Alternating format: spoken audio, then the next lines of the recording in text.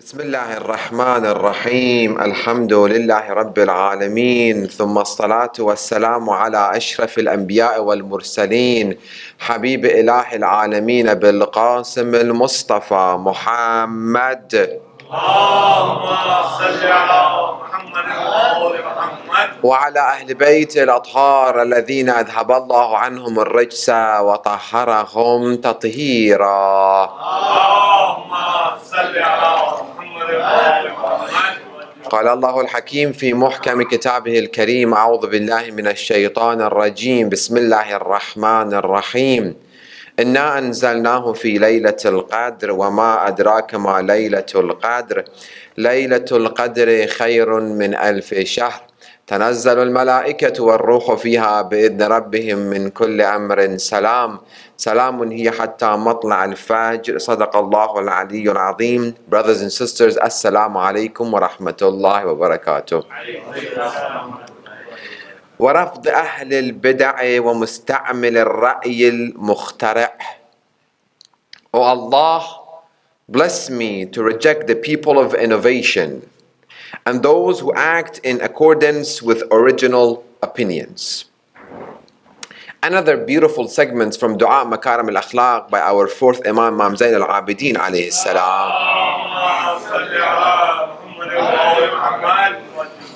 That when reading and researching about this segment, we come to a very good and important conclusion. And that is, we have to take the teachings of Ahlul Bayt alayhim salam as a complete package. The teachings of Quran and Ahlul Bayt alayhim salam together, they are beautiful.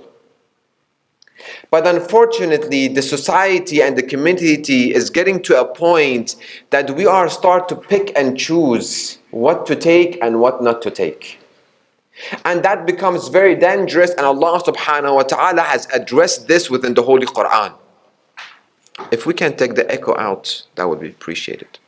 Allahumma salli ala Muhammad wa ali Muhammad. We see, unfortunately, within our communities, we take some aspect of the Quran, some verses of Quran, some teachings of Quran that we like, and it goes according to our life and our characteristic and our belief and our standard, and some of them we reject.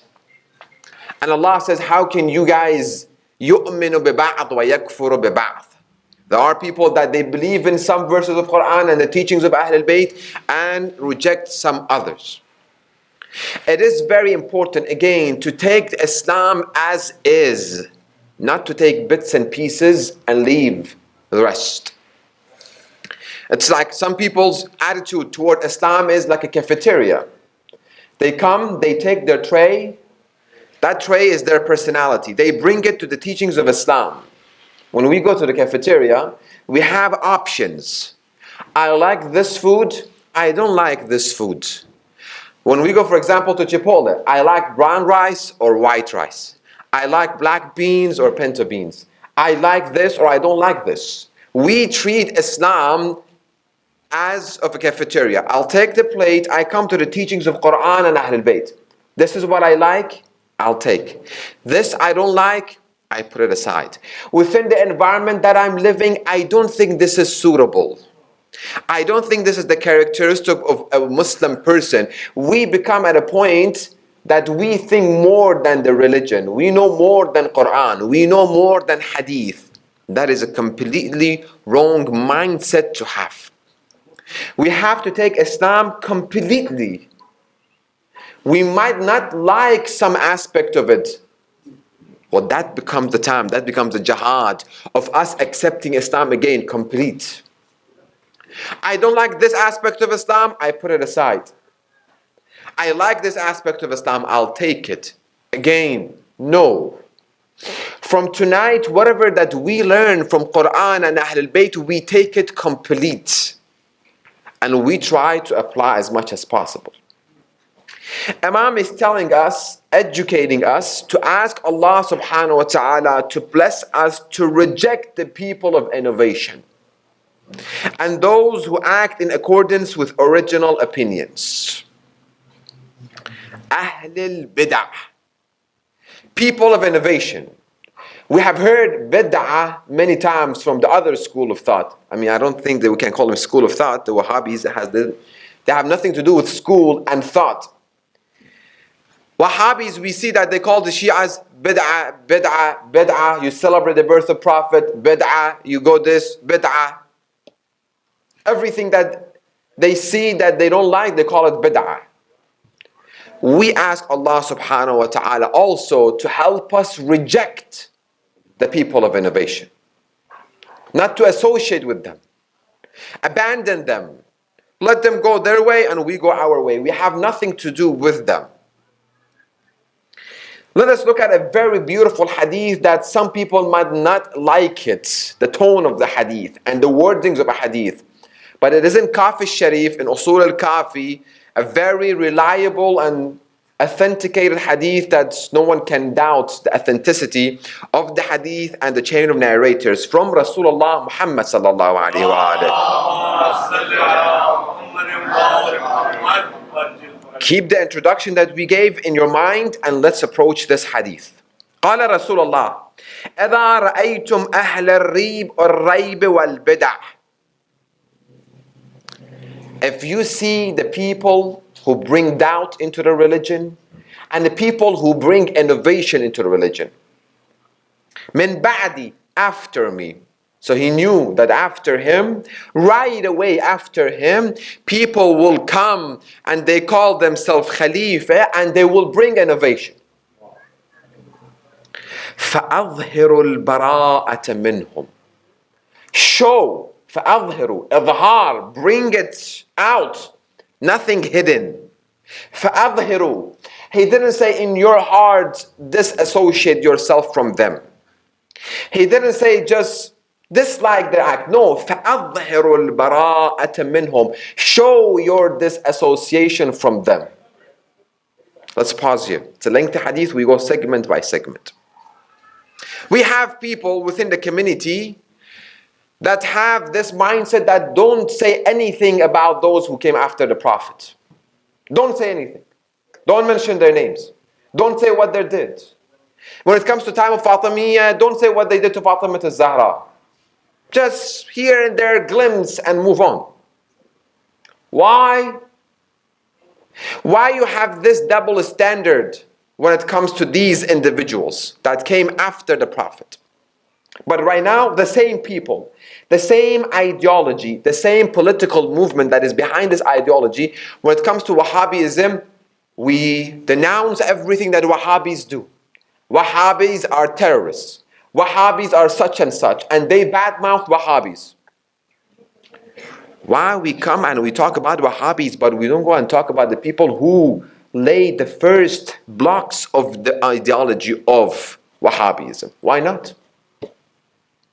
Why we only talk about Wahhabism and we denounce and we condemn their acts in public, in media, everywhere? Aren't they Muslim?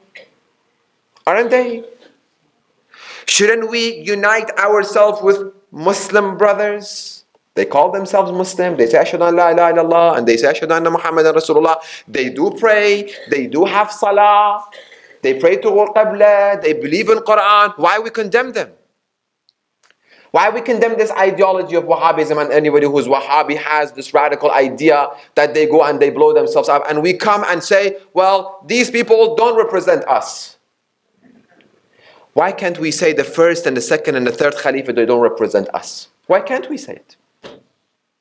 Why can't we say Khalid ibn Walid doesn't represent us? Why can't we say Muawiyah doesn't represent us? Why can't we say it? What are we afraid of? It breaks the unity between us and the Muslim. Why we do the same thing with Wahhabis? Aren't we disuniting ourselves with Muslim? Why double standard? Either we go the same one way, forget about the rest, or we're not going to have double standard. Rasulullah says, إِذَا رَأَيْتُمْ أَهْلَ الرَّيْبِ وَالْبِدْعِ بدع من بعدي فأظهروا البراءة منهم. Show, bring it out, your disassociation from these people. And say it publicly. Why are we afraid of saying it? Why? Rasulullah is telling us, disunite us. Well, who are we trying to unite with? And what is the meaning of unity? Should we unite or should we coexist? That's two different meanings. I'm not going to compromise my belief. I'm not expecting him to compromise his belief either. I believe in what I believe. Let him believe in what we believe, and we say our belief publicly. Let the people be the judge. No, we conceal. Hide it. Hide the history. Don't mention their names. Don't say what they did. Just hide it. Hide it. Why? Why when we come to the Fatima to Zahra, salamullah alayha, let's have salawat by her name? Why we say the second came and did? Why can we say Umar al-Khattab came and he smashed Fatima to Zahra behind the door? Why can't? Why can't we say it? Umar al-Khattab, we just want to be academic? Okay, no problem. We want to be professional? No problem. Umar al-Khattab, by the order of Abu Bakr, came with Walid al-Mughayra and so on, so on, so on. So they came and they burned the door of Fatima to Zahra. That is fact. Why we call him second? Well, some of the youth, they might not know who is the second. We mean. Rasulullah says, show your disassociation from them. Let's continue. وَأَكْثِرُوا مِنْ سَبِّهِمْ. The people of innovation. Nobody can. I went and I researched a lot to see if any of our scholars have said, well, there is a question mark on this hadith. No one. وَأَكْثِرُوا مِنْ سَبِّهِمْ. Increase in bad mouthing. The people of innovation. We have people who bring innovation and then we have their followers. We're talking the people of innovation who brought bid'ah after Rasulullah. Increase وَأَكْثِرُوا مِنْ سَبِّهِمْ. An increase in bad-mouthing them. وَالْقَوْلِ فِيهِمْ وَالْوَقِيعَةِ وَبَاعِتُوهُمْ. Insult them. Slander them. Accuse them. Why? Rasulullah, why should we do such thing? Isn't this again creating disunity within your religion, Rasulullah, after you? Shouldn't you say such thing that people, even though after me people come with innovation, still accept them as the khulafa of Muslimin, as the people that they did some mistakes, but maybe there are some good into them also? And you wouldn't create disunity within your ummah, Rasulullah. Why did you did something like that? I have a young individual around 16, 17 years old. She comes to me and she says, Sheikh, we should not say anything about Umar al-Khattab because he did good things also. He spreaded Islam and he did a lot of good things about Islam. Followers of Ahlul Bayt. Where is that and this hadith? Why? Because we had with this idea, don't say anything. Don't mention about their faults. Don't talk about their innovation. There were people, fallibles, they made some mistakes. Some mistakes? Then why Rasulullah is being so, if we quote unquote, for lack of a better term, he's being so harsh to them like this. Increase in bad mouthing them. Slander them. Accuse them. Bad mouth them. Increase, not just one time. وَبَاحِتُوهُمْ. Accuse them. Why? كَيْ لَا يَطْمَعُوا فِي الْفَسَادِ فِي الْإِسْلَامِ. So they won't bring fasad and corruption to the religion. وَيَحْذَرُهُمُ النَّاسِ. And people will be aware of these people. Let's come up with an example. Make it as tangible as possible. We're living within an apartment complex, for example, 20 floors. We find out that we are on the highest floor. We find out that a new family moved into the first floor. They have their son has a disease that is contagious. Remember Ebola when it came and how much people were afraid of Ebola everywhere. Be careful, be careful. Everybody was giving awareness to one another. Don't cough, wash your hands. It became very, very, people will start being afraid of it. Imagine this son has higher than Ebola, a disease. You walk past by this person, you get it. Imagine. Are we going to say, no, they're our neighbor. Islam has said you have to be good to neighbor. Don't say anything to our kids. Make sure he doesn't know anything about it. I mean, they play sometimes. Or are we going to say every minute, be careful with this person. Don't get near him. Walk miles away from him. Don't play with him. Don't associate with him. Don't go to their house. Be careful. Be careful. They are this. Why? Because we don't want our kids to get what they have and die. That is physical death.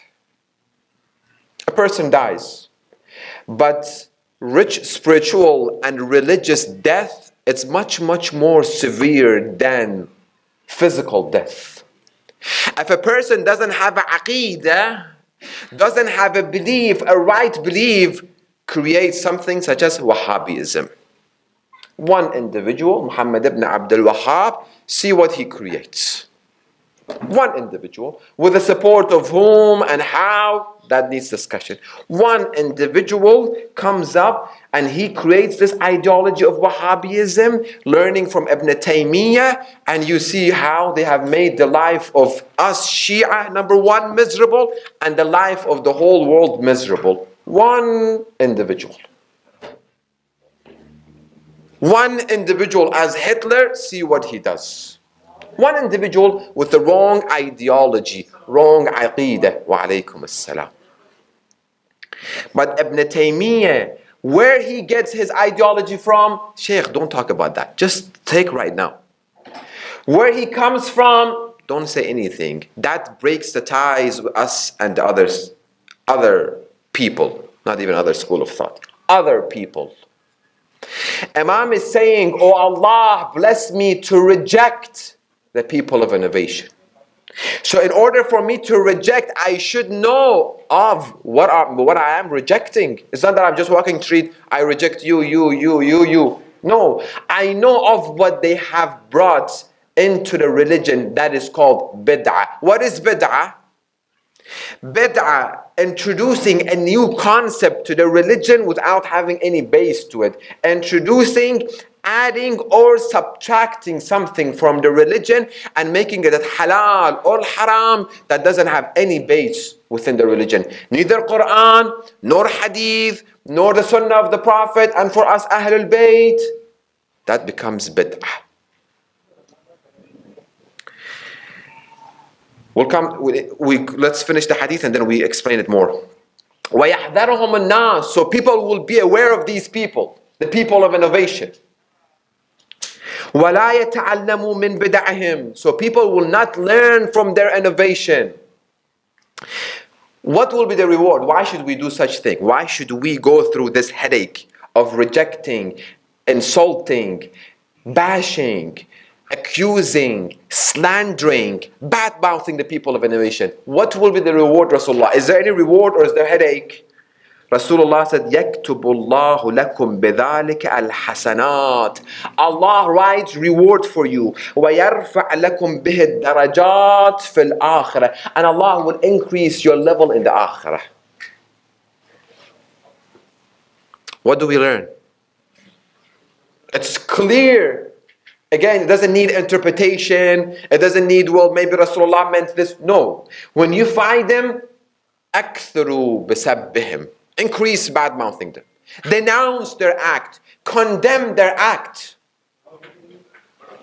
As soon as something comes up, inshallah, nothing within area, nowhere in earth. But in case something happened around here, God forbid, one of these lunatics, one of these Wahhabi radicalists come and does something like that. Are we going to just stay home? Or no, we're going to come out. Guys, it wasn't us, first of all. We denounced this people's act. We condemn them. Why? We are always reactive. We let something happen, and then we come out and say, okay, it wasn't us. These people don't represent us. Why can't we be proactive? Educating people that when we go somewhere, that is the reason I keep emphasizing. Some people disagree with me. Everybody's ideas and belief is respected. Everywhere we go from now on, we should call ourselves Shia Muslim. Are you Muslim? I'm a Shia Muslim. Why? So the other side can differentiate. If they are Muslim, how can he say that he is right or he is wrong? If we call ourselves all Muslim, and then he sees Muslim killing Muslim. But when we call ourselves Shia Muslim, he sees, no, Wahhabis, they have problem with the Shia Muslim. First, we are the number one target for them, and then the rest of the world. They're killing from us on a daily basis more than the rest of the world, and nobody knows about it. Because we try to keep ourselves close. Don't talk about history. No. People who don't believe it, who don't know about Islam. We have Islam. Islam of Rasulullah. That after him supposed to come to the hand of Islam of Ghadir. And then the Islam of Saqifa came and hijacked this Islam. And they made it themselves. They think of themselves to be religion of Islam. We denounce them. We don't have to do anything with them. We do du'as. We read this dua, Makarimul Akhlaq, that, oh Allah, bless me to reject the people of innovation. But we say, okay, let's not talk about the differences. Let's bring commonalities. Differences. Why they are killing from us? Is it because of commonalities, or they're killing us because of the differences? They're killing us because we say Ali supposed to be the number one. We say because your Khalifa, the second Khalifa, Umar al-Khattab, by the first Khalifa's order, came and he ordered the door of Fatima al-Zahra to be broken and broke the ribs of Fatima al-Zahra, and this is what they did. You believe in Umar al-Khattab? I respect your belief. But you have to respect my belief. I'm going to come and say the history. You go and you dig in the history and you come and you say Abu Talib na'udhu billah was kafir, Abdullah was kafir, Amina was kafira. You believe your belief? Okay? I believe my belief also. That anybody who stands against Ali ibn Abi Talib, he's kafir. You stand in front of Ali ibn Abi Talib, you're kafir. That's it. Am I saying this? No. Oh Allah, bless me to reject the people of innovation. Let's look at another beautiful hadith from Ahlul Bayt alayhim salam, that Rasulullah says, Man waqqara sahiba bid'atin. If you admire the people of innovation, فَقَدْ أَعَانَ عَلَى هَدْمِ الْإِسْلَامِ, you have helped him to destroy Islam. Admiring these individuals, respecting these individuals, on what basis?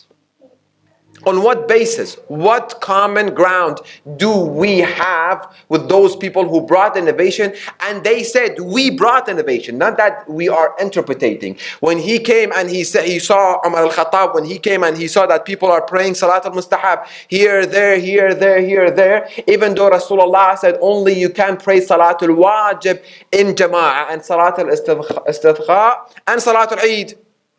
He said, Rasulullah said, and I say, here is the Imam, pray Salat al-Tarawih. One. And then Tawaf al-Nisa. No. That was within the religion, subtracting. Salat al-Tarawih, not part of the religion, adding. Mut'ah, part of the religion, temporary marriage, part of the religion, in Quran, removing it. And he said, I brought this innovation, I brought these bid'ahs, and what a good bid'ah I brought. And we say, well, he is Khalifatul Muslimin. Then, again, remember the introduction? I have to repeat the introduction. Because it's very difficult for some of us to grasp it. That Rasulullah will say such thing.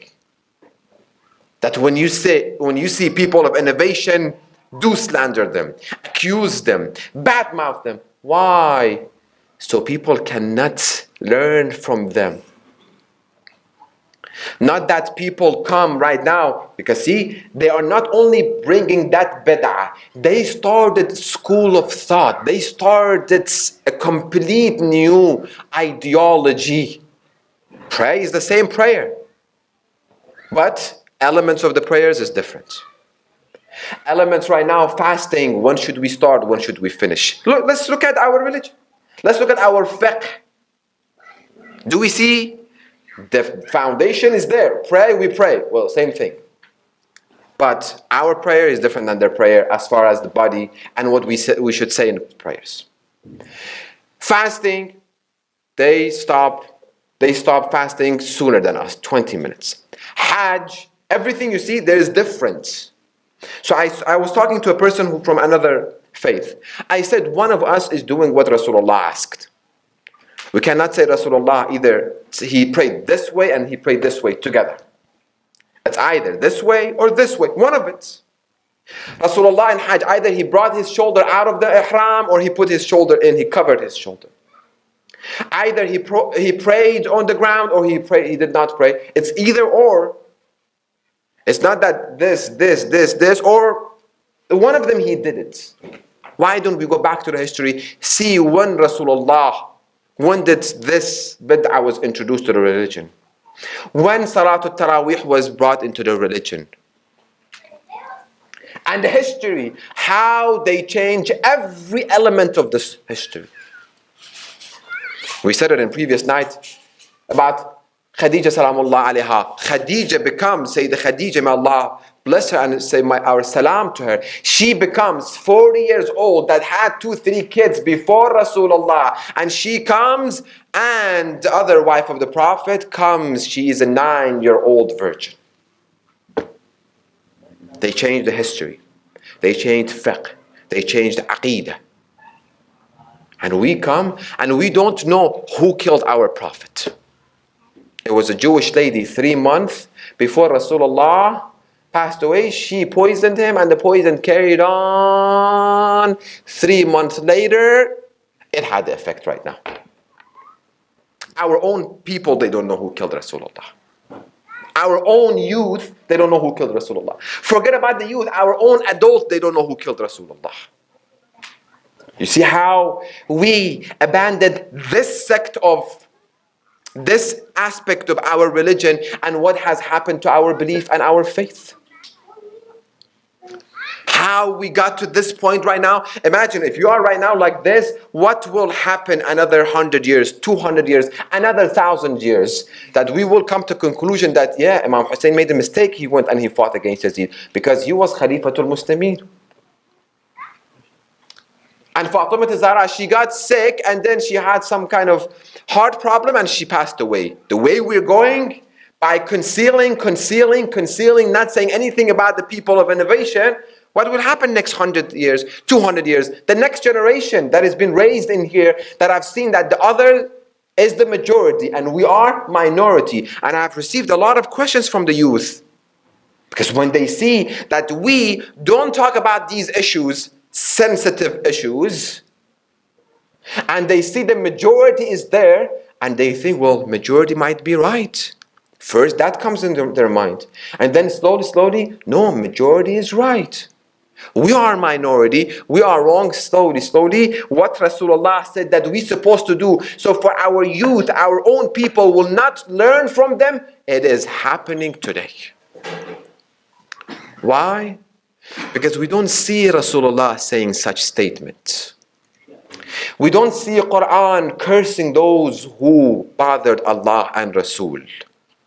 Those verses of Quran, those ahadith, conceal it. Why within Bahar al-Anwar, volume 28, 29, 30 or 29, 30, 31 is not published? Why? Go research it. Majority of publications, when they print Bahar al-Anwar, they don't publish volume 29, 30, 31. Why?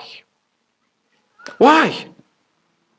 Because we want this ummah to be together. But when it comes to Wahhabis, where did this Wahhabi movement came from? It's only 200 years ago that Wahhabism started. No. Started during the time of Rasulullah, after Rasulullah gained power, and they did what they did. How many of our youth, they know that this was the foundation when Abu Bakr sent Khalid ibn Walid? Beautiful, famous story, beautiful from the aspect that how much lesson we can learn from it and know and introduce this idea to the non-Muslim to say we were from the day one, we were the one killed. Khalid ibn Walid goes to the tribe of Malik ibn Nuwayra. Malik ibn Nuwayra is he is at the head of the tribe that they said we will not pay you zakat, our zakat and khums. We pledge to Ali ibn Abi Talib alayhi salam on the day of Ghadir, and we go and follow the footstep of Rasulullah and the sunnah of Rasulullah. Abu Bakr sends Malik Khalid ibn Walid and a group of people, an army, to the Malik ibn Nuwayra's tribe. They go to them and they say, we are here as a guest. Alaykum as-salam. We are as a guest. And you know, within Arab tradition and within Arab culture, guest is someone that is very, very, very well respected. Whatever the guest asks them, they will do it for them. They feed them. And they sleep. Khalid ibn Walid, the sword of the believers. Sword of the believers in the other faith. Sayfullah al-Maslul. He gets up in the middle of the night, him and his group of people. They kill all the men. And they behead all the men. And Khalid ibn Walid takes the head of Malik ibn Nuwayra. What a gruesome history we have. Isn't this, if we make this, this can be a rated R movie if we make it. He beheads Khalid Malik ibn Nuwayra, a companion of Rasulullah. He commits adultery with a wife of Malik ibn Nuwayra at the same night, and he cooks the head of Malik ibn Nuwayra. That is our history. History of Islam that we consider ourselves. Don't say Shia, brother. We're all Muslim. We're all Muslim? What kind of Islam is this? They have all the right to believe about Islam what they believe. Why? Because you and I, we haven't done our job of introducing our faith, introducing our history, the history of Ahlul Bayt, that how Rasulullah and Ahlul Bayt treated their enemies. We don't do it. That's for them. They publish their books in English in all the university. And that's where they get their history from.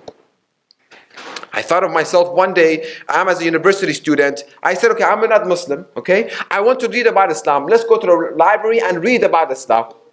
Let's see what they have. Sahih Bukhari, translated with the best of translation in the library. All the other Sahih there. Sunni Islam there. Sunni, Wahhab, all of the books there. How many books of Shia? Maybe only one or two. And that has nothing to do with our history.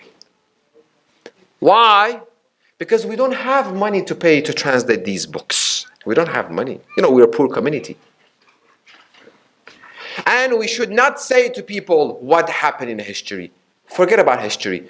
Take today and tomorrow. What is the importance of the history? Why should we mention about these people and what they did? Why? Sheikh, history is finished. Psychologists say, forget about history. Forget about the future. Live today. Let us think about the life of Muslims today and where they headed. Well, if we want to know why we are in this situation, we have to go and read history and analyze what happened and educate other people about it. But if we say what happened in history, some of our brothers will get upset. And we don't want to upset our brothers.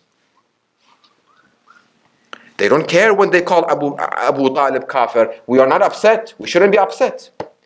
They don't care when they say Rasulullah was not ma'soom. Only time that he was ma'soom when he received the revelation. We're going to get upset. They don't care. It's okay. We have to compromise. Compromise what? Alaykum as-salam. They don't care that they say that Rasulullah, one day Aisha, there was a place that people were dancing and they were playing with music. Aisha comes and tells Rasulullah, I want to see. Rasulullah takes Aisha and puts him on his shoulder so they can see people dancing and music. What kind of prophet they have made for our prophet? We get upset. It's okay, Sheikh. We have to keep the bond together. We have common enemy. Well, why don't we do the same common enemy? Why don't we give hand in hand with Wahhabism? Because we have a common enemy, Zionists, we have them. Why don't we give hand in hand with Wahhabism? Why not? Who is behind Wahhabism? Why don't we get hand in hand together with them? They're Muslim also. They are Khadimul Haramain. They are the servant of Haram. But we don't. So this double standard we have to, if we believe in the words of Ahlul Bayt alayhim salam, there should be double standard.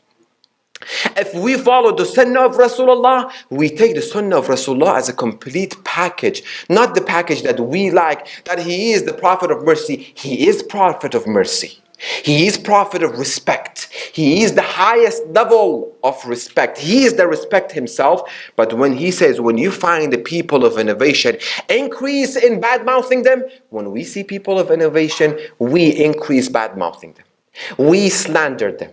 We curse them. We accuse them because Rasulullah said so. We're not going to come up with our own faith, a nice, untouched religion of love. Religion has love and hate in it.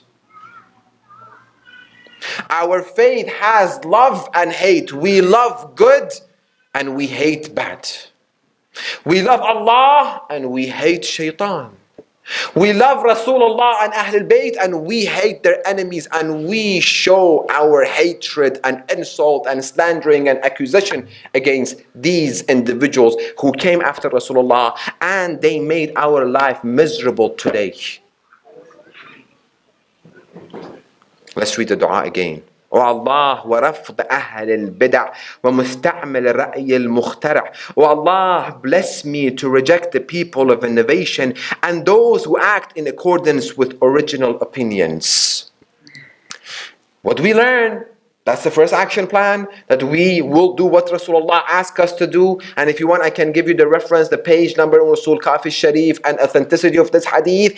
And then we make sure we don't bring halal and haram to the religion ourselves. As I told you, this sister comes, I'm on Facebook, and this sister says, is Quran, I said this, I'll repeat myself, does Quran hijab, is there any place in Quran that talks about hijab or not? And then we see sisters come and argue based on the verses of Quran that hijab is not wajib. It was only part of the Arabian culture. I'm bringing innovation to the religion of Islam. When I say something is halal or haram, if I don't know anything, I should not say anything. Rituals of Imam Hussein alayhi salam, haram. If your marja' taqleed says don't follow X and Y rituals within the religion of Imam Hussein, it's up to you and your marja'. We cannot say what is haram and halal if I don't have any understanding of the religion. So be careful. As soon as I'm about to say something is wajib, something is halal, and something is haram, do I have any information from the religion?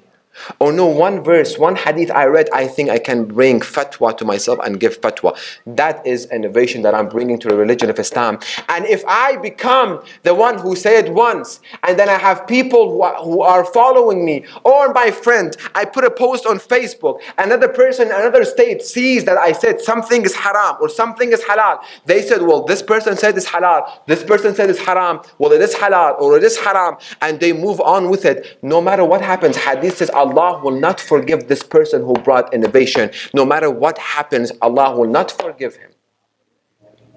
Because he started a legacy. He started something that was not part of the religion, and he brought it to the religion. Let's have a loud salawat.